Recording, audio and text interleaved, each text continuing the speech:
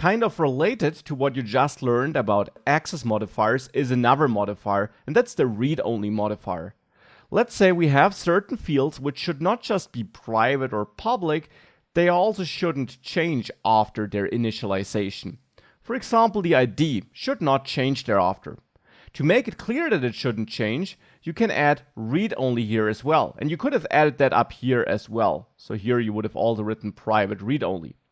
Now the read-only keyword, just like private and public, is introduced by TypeScript. It does not exist in JavaScript. It makes sure that if you try to write to this property thereafter, you fail.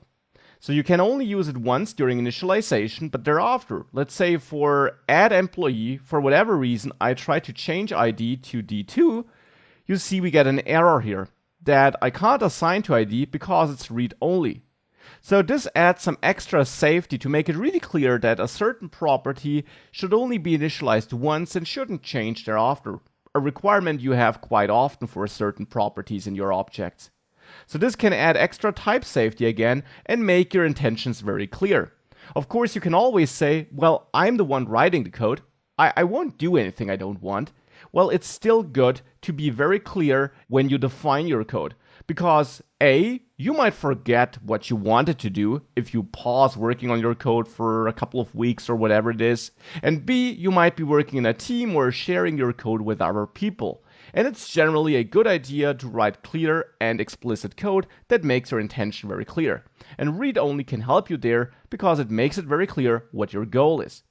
If we have a look at app.js, as I mentioned, we see neither private nor public nor read-only, because that all only exists in TypeScript, not in JavaScript. We also see something different, which is also interesting. The methods are added to the prototype of our constructor function. Now for this you need to know what prototypes are, and introducing those in this course would be a little bit too much. Attached you find some resources where you can dive into prototypes.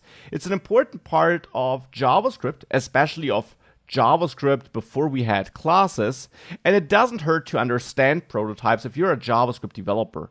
Still, here I will not dive deeper into them because it's a pure JavaScript topic, not specific to TypeScript.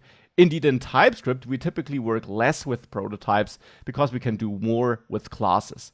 And related to that, we got another important class concept, inheritance.